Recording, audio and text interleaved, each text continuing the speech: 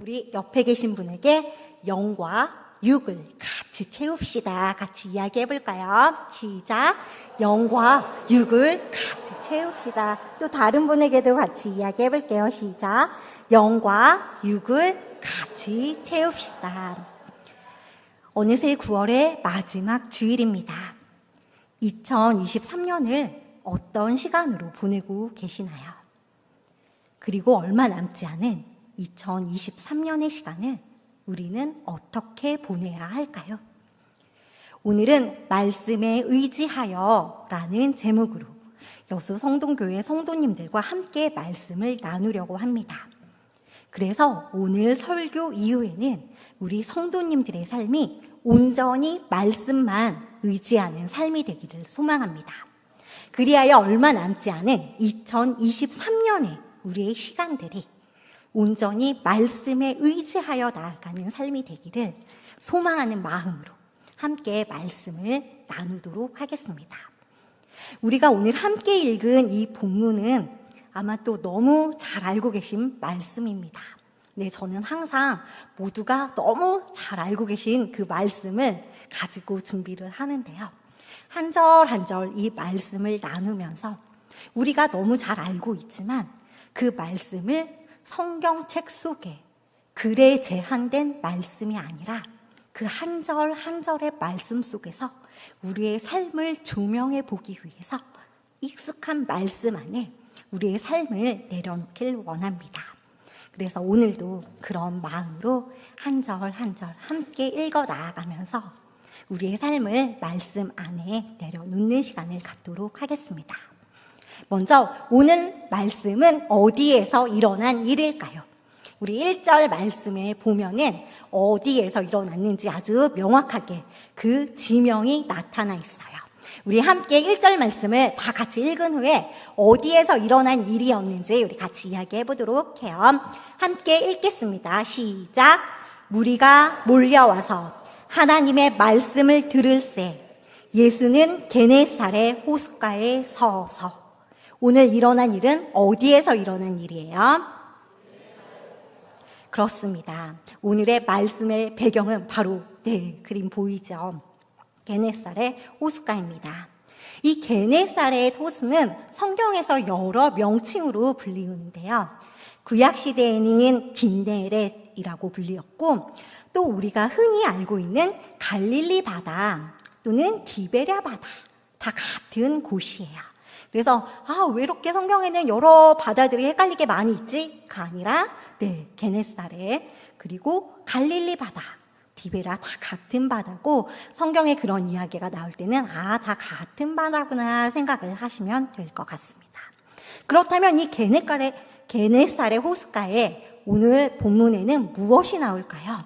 무언가가 나와요. 또 누가 나와요? 누가 무엇을 하고 나와 있는지 우리 2절 말씀 함께 읽겠습니다. 시작. 호숫가에 배 2척이 있는 것을 보시니 어부들은 배에서 나와서 그물을 씻는지라. 아멘. 호숫가에 배가 있었대요. 배가 몇 척 있었다고 나와 있지요? 2척 있었습니다. 이 2척이 누구의 배인지 아직 2절에는 나와 있지 않지만 우리가 이 말씀을 끝까지 읽어 나아가면 그 배의 주인이 누구구나를 알게 될 것입니다. 그리고 그곳에서 어부들이 무엇을 하고 있다고 본문에 쓰여 있죠? 그물을 씻고 있었습니다.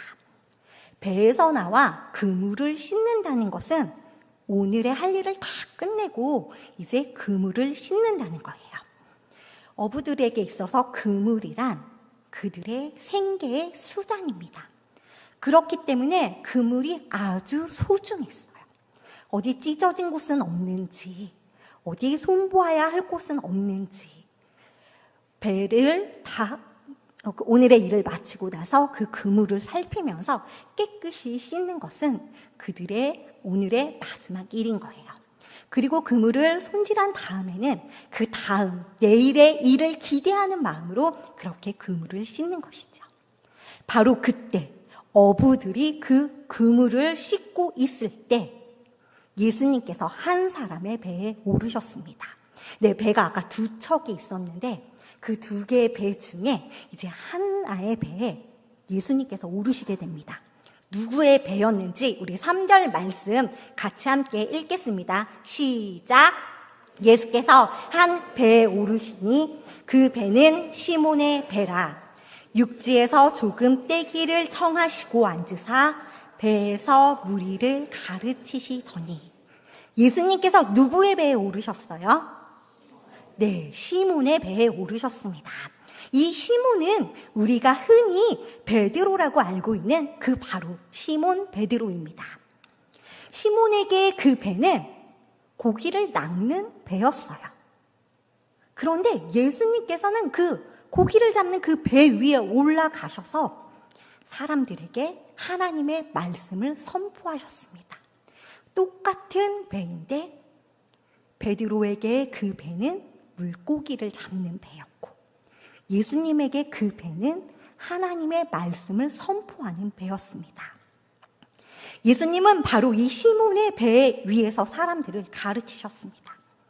그리고 예수님께서는 말씀을 다 마치시고 그 배의 주인인 시몬에게 말씀하셨습니다. 예수님께서 그 배의 주인인 시몬에게 무엇이라고 말씀하셨을까요? 우리 4절 말씀 함께 읽겠습니다. 시작! 말씀을 마치시고 시몬에게 이르시되 깊은 데로 가서 그물을 내려 고기를 잡으라. 예수님께서 말씀하셨습니다. 깊은 데로 가서 그물을 내려 고기를 잡으라. 지금 제가 아까 말씀드렸죠. 이미 그물은 어떤 상황이에요? 오늘의 일을 다 마무리하고 깨끗이 씻은 일을 다 끝낸 상황이었어요. 그런데 바로 그때 예수님께서 다시 깊은 데로 가서 고기를 잡으라 라고 말씀하셨습니다. 그때 시몬은 무엇이라고 대답하였을까요?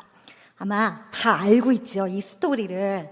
하지만 뭐라고 대답했는지, 내가 시몬인 것처럼, 베드로인 것처럼 우리 5절의 말씀 함께 읽겠습니다. 시작! 시몬이 대답하여 이르되 선생님, 우리들이 밤이 새도록 수고하여 잡은 것이 없지만은 말씀에 의지하여 내가 그물을 내리리이다 하고. 노련한 어부인 시몬은 밤새도록 물고기를 잡으려고 했어요. 그러나 오늘 본문에 보면 시몬은 단 한 마리도 잡지 못했습니다. 밤새도록 물고기를 단 한 마리도 잡지 못한 시몬은 배에서 내려 그물을 씻었습니다. 그는 이런저런 많은 감정을 느끼며 그 그물을 씻었을 것입니다. 물고기를 한 마리도 잡지 못했던 그 허탈한 마음으로, 가족들을 향한 미안한 마음으로, 밤이 새도록 한 마리도 잡지 못해서 계속 잡으려고 노력하고 또 노력했지만 아무리 노력해도 나의 힘으로는 잡을 수 없었던, 어쩔 수 없던 그런 마음. 그래, 오늘은 한 마리도 잡지 못했지만 내일은 잡을 수 있을 거야 라고 기대하는 마음. 이런 마음, 저런 마음, 복잡한 마음으로 아마 베드로는 그 그물을 씻었을 것입니다. 그렇게 그물을 다 씻은 시몬에게 예수님은 다시 그물을 내리라고 말씀하셨습니다. 시몬은 예수님께 대답했습니다. 예수님, 밤이 새도록 물고기를 잡았습니다. 하지만 단 한 마리도 잡지 못했습니다. 그러나 예수님의 말씀에 의지하여 다시 그물을 내리겠습니다. 어부 시몬은 그의 경험에 의지하여, 예수님, 제가 밤이 새도록 열심히 물고기를 잡았지만 단 한 마리도 잡지 못했어요. 오늘은 물고기를 잡을 수 없는 날이에요. 아마도 예수님, 오늘은 물고기가 잡히지 않을 거예요. 베드로는 이렇게 이야기할 수도 있었을 거예요. 하지만 그는 그의 경험에 의지해서 이렇게 이야기할 수도 있었지만 그는 그러지 않았습니다. 어쩌면 물고기를 지금껏 잡았던 경험은 예수님보다는 베드로가 훨씬 더 많아서 바다의 컨디션이나 그 물고기의 상황을 훨씬 베드로가 더 많이 알고 있었을 텐데 베드로는 자기의 경험에 의지하여 예수님 해봤는데 안 돼요 라고 이야기한 것이 아니라 오히려 그 반대로 예수님 안 되었지만 예수님의 말씀에 의지하여 내가 해보겠습니다 라고 대답했습니다. 그랬더니 어떤 일이 벌어졌나요? 그 다음 벌어진 일들도 아마 다 알고 계실 거예요. 하지만 오늘 본문에 어떻게 기록되어 있는지 정말 그 문구를 한번 우리 눈으로 따라가면서 한번 어떤 일이 벌어졌는지 6절, 7절 같이 읽겠습니다. 함께 읽겠습니다. 시작. 그렇게 하니 고기를 잡은 것이 심이 많아 그물이 찢어지는지라. 이에 다른 배에 있는 동무들에게 손짓하여 와서 도와달라 하니 그들이 와서 두 배의 채움에 잠기게 되었더라. 예수님의 말씀대로 깊은 데로 가서 그물을 내리자. 오늘 말씀에 적혀 있기를 너무 물고기가 많아서 그물이 찢어지는지라. 그물이 찢어졌다고 기록되어 있습니다. 도저히 베드로가 혼자서는 그 많은 물고기를 잡을 수가 없어서 근처에 있는 다른 배에 있는 동무들을 손짓하여 부르죠. 와서 도와달라. 그러니 그들이 와서 그 두 배에 물고기를 가득 채우니 배가 잠기게 되었습니다. 똑같은 바다, 똑같은 배, 똑같은 그물이었어요. 하지만 예수님의 말씀에 의지하여 나아갔을 때 똑같은 것을 가지고 전혀 다른 상황을 마주하게 된 것입니다. 시몬 베드로는 이것을 보고 어떻게 했나요? 우리 함께 8절 말씀 읽을 텐데 그때 시몬 베드로를 느끼면서 시몬 베드로의 고백을 우리가 함께 우리의 목소리로 하겠습니다. 시작! 시몬 베드로가 이를 보고 예수의 무릎 아래에 엎드려 이르되 주여 나를 떠나소서 나는 죄인이로소이다. 베드로는 이것을 보고 예수님의 무릎 앞에 엎드렸습니다. 그리고 예수님께 이야기했습니다. 주님, 나를 떠나소서. 나는 죄인입니다.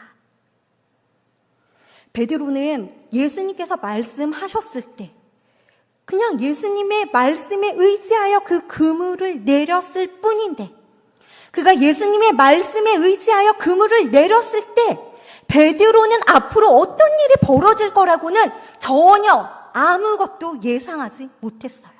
무언가를 예상하고 엄청난 일이 벌어질 거야. 그물이 찢어질 거야. 배 두 척이 가득 차서 배가 잠기게 될 거야 라는 사실은 베드로는 알지 못했습니다. 그는 그저 예수님의 말씀대로 예수님의 말씀에 의지하여 그물을 깊은 곳에 내렸을 뿐입니다. 예수님의 말씀에 의지하여 그가 행했을 때 베드로는 그의 생각 넘어 그의 계획 넘어 일하시는 하나님의 일하심을 목도하게 된 것입니다. 하나님의 일하심 앞에 베드로는 더 이상 서 있을 수가 없었습니다. 그는 예수님 앞에 엎드려 자신이 죄인임을 고백할 수밖에 없었습니다. 예수님, 저는 죄인입니다. 예수님, 저는 죄인입니다. 그 죄인의 고백이 저절로 베드로 앞에 나와서 예수님 저를 떠나세요 라고 이야기하고 있는 베드로의 모습입니다. 그런 베드로에게 예수님께서는 아주 부드러운 말씀으로 말씀하십니다. 함께 10절 후반의 말씀을 읽겠습니다. 시작! 예수께서 시몬에게 이르시되 무서워하지 말라. 이제 후로는 내가 사람을 취하리라 하시니. 베드로야, 무서워하지 말라. 이제 내가 사람을 취하리라. 예수님께서는 무서워하고 있는, 두려워하고 있는 베드로에게 부드러운 목소리로 말씀하셨습니다. 베드로야, 무서워하지 말라. 이제 내가 사람을 취하리라. 마가복음과 마태복음은 이 표현을 조금 다르게 표현하고 있는데요. 마태복음에서는 이렇게 표현하고 있습니다. 말씀하시되 나를 따라오라. 내가 너희를 사람을 낚는 어부가 되게 하리라 하시니. 마가복음에서는 또 이렇게 비슷하게 표현이 되어 있습니다. 예수께서 이르시되 나를 따라오라. 내가 너희로 사람을 낚는 어부가 되게 하리라 하시니. 내가 사람을 취하리라 라는 표현을 마태복음과 마가복음에서는 사람을 낚는 어부가 되게 하리라 라고 표현하고 있습니다.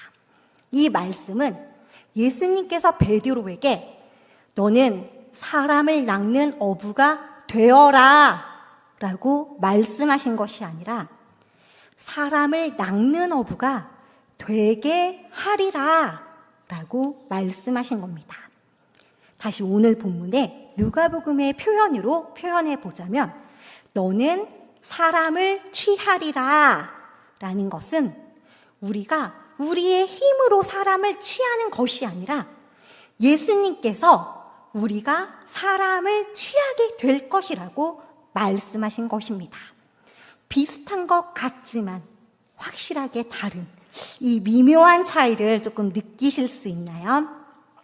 이 미묘한 차이를 조금 더 명확하게 설명하기 위해서 마가복음 1장 17절의 말씀으로 다시 한번 설명을 하겠습니다.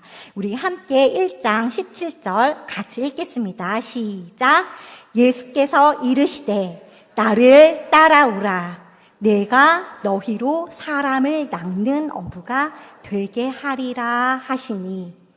사람을 낚는 어부가 되게 하리라 라는 말은 사람을 낚는 어부가 되라 라고는 다른 말인 거예요. 사람을 낚는 어부가 된다라는 말은 내가 되는 거예요. 아, 나 사람을 낚는 어부가 돼야지. 내가 주어가 되는 거예요. 그런데 예수님께서는 이렇게 말씀하시는 것이 아니라 예수님께서 사람을 낚는 어부가 되게 하리라 라고 말씀하신 거예요. 되게 하리라. 누가 되게 해요? 예수님께서 우리가 사람을 낚는 어부가 되게 하신다라는 거예요. 바로 예수님께서 우리를 그렇게 만들어 주신다는 거예요. 사람을 낚는 어부로 살아간다는 것은 내가 나의 힘으로 살아가는 것이 아니라 예수님께서 우리를 사람을 낚는 업으로 살아가게 하신다라는 거예요. 그렇다면 명백하게 우리가 해야 할 한 가지의 일은 무엇일까요? 어떻게 우리가 사람을 낚는 어부가 될 수 있을까요? 그것은 1장 17절, 우리가 조금 전에 읽은 그 말씀에 있는데요. 이번에는 이 말씀을 읽으면서 어떻게 하면 예수님께서 우리로 하여금 사람을 낚는 어부가 되게 하리라라고 말씀하셨는지 그걸 한번 찾아보겠습니다. 함께 읽겠습니다. 예수께서 이르시되 나를 따라오라. 내가 너희로 사람을 낚는 어부가 되게 하리라 하시니. 예수님께서는 명확하게 말씀하십니다. 나를 따라오라. 바로 우리가 해야 할 것은 바로 이것입니다. 바로 예수님을 따라가는 일입니다. 예수님을 따라갈 때 예수님께서 우리를 사람을 낚는 어부가 되게 하실 것입니다. 이 말씀을 들은 베드로는 어떻게 했을까요? 우리 함께 11절의 말씀을 같이 읽겠습니다. 시작! 그들이 베드를 육지에 대고 모든 것을 버려두고 예수를 따르니라. 그곳에 있었던 베드로, 야고보, 요한은 배를 육지에 대고 모든 것을 버려두고 예수님을 따랐습니다. 이제 베드로는 물고기를 잡던 어부에서 예수님을 따르는 사람을 낚는 어부로 변했습니다. 주의 말씀을 의지하여 깊은 곳에 그물을 던진 그 사건의 방점은 많은 물고기를 잡게 된 그것이 아니라 그 일을 통하여 베드로가 예수님의 제자가 되었다는 사실입니다.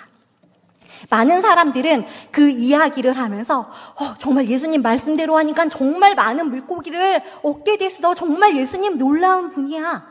맞습니다. 그것도 정말 맞습니다. 하지만 그 사건은 거기서 끝난 게 아니라 많은 물고기를 잡은 그 사건을 통하여서 예수님의 그 놀라움 가운데 베드로가 자기가 죄인이라는 것을 깨닫고 예수님 앞에 엎드려서 죄인입니다라고 고백했던 그 사건. 그리고 베드로가 나는 죄인입니다라고 고백했을 때 예수님께서 두려워하지 말라, 무서워하지 말라, 이제 내가 사람을 취하리라라고 말씀한 그 사건. 거기까지 연결이 되어진 바로 예수님께서 베드로를 제자로 부르신 그 사건입니다. 예수님께서는 그 일을 통하여 베드로를 제자로 부르시고 베드로는 자기의 모든 것을 내어두고 예수님을 따라갔습니다. 자, 이제 예수님께서 베드로를 맨 처음 불렀을 때 장면으로 다시 한번 돌아가 봅시다. 4절의 말씀입니다. 함께 읽겠습니다. 시작. 말씀을 마치시고 시몬에게 이르시되 깊은 데로 가서 그물을 내려 고기를 잡으라. 만일 예수님께서 베드로에게 깊은 데로 가서 그물을 내려 고기를 잡으라 라고 말씀하셨을 때 베드로가 나의 생각과 나의 경험과 나의 지식으로는 안 되는 그 상황 속에서 예수님 안 돼요, 안 돼. 예수님 해봤는데 안 돼요. 예수님 제가 밤새도록 했는데 절대 안 돼요 라고 이야기하고 예수님의 말씀에 의지하지 않았었더라면 그 다음 이야기는 어떻게 되었을까요? 아무 일도 일어나지 않았겠지요. 그러나 베드로는 그렇게 하지 않고 말씀에 의지하여 그물을 내리겠습니다 라고 대답하고 그물을 내렸습니다. 그리고 이제 베드로의 삶이 완전히 변하게 되었습니다. 물고기를 낚는 어부에서 사람을 낚는 어부로 그의 삶이 완전히 변화되었습니다. 잠시 눈을 감고 이제 게네사렛 호수로 우리 함께 떠나보겠습니다. 예수님께서 게네사렛 호숫가에 오셨습니다. 그곳에는 배 2척이 있었고 물고기를 한 마리도 잡지 못한 채 절망 속에서 오늘의 일을 마무리하며 그물을 씻고 있는 어부들이 있었습니다. 예수님께서는 시몬 베드로의 배 위에서 많은 사람들에게 하나님의 말씀을 가르치신 후 베드로에게 말씀하셨습니다. 베드로야, 깊은 곳으로 가서 그물을 내려 고기를 잡으라. 예수님, 제가 밤이 새도록 한 마리도 잡지 못했지만 예수님의 말씀에 의지하여 제가 그물을 내리겠습니다. 그러자 그물이 찢어질 정도로 많은 물고기가 잡혔습니다.